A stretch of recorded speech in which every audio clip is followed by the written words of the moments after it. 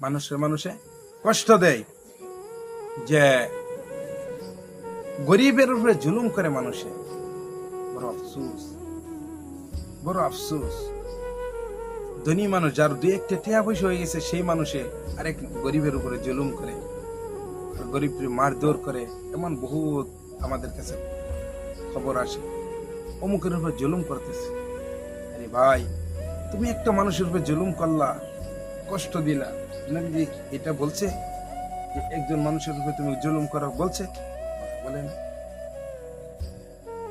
অথচ সেই মানুষটা একা একা কান্দে। একটা মানুষের কষ্ট দিয়ে একটা মানুষের জন্য কান্দানোর পরে দেয়া আল্লাহ সুবহানাহু ওয়া তাআলা ফেরেশতারে জিজ্ঞাসা করে, হে ফেরেশতা, আমার বান্দা কাঁদলো কেন?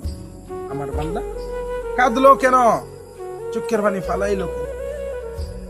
আল্লাহ সুবহানাহু ওয়া তাআলার কাছে ফেরেশতা বলে, এবারে ইলাহি, অমুক বান্দায় আপনার এই বান্দার উপরে জুলুম করছে, অত্যাচার করছে।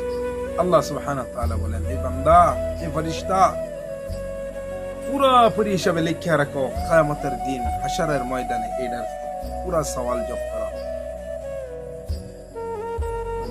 মানুষের কষ্ট দেওয়ার থেকে বাচ্চা কেমন লাগবে না? হ্যাঁ, বাচ্চা কেমন লাগবে? বহুত জরুরি। মানুষকে কষ্ট দিতে পারে।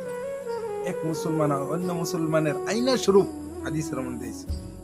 আর আমরা কি করতেছি? একজনের বালা আরেকজনকে দেখতে পারতেছি না, আরেকজনের বালা আরেকজনের মানতে লাগবে না। ইনশাআল্লাহ আল্লাহ মানার তৌফিক দান করুক।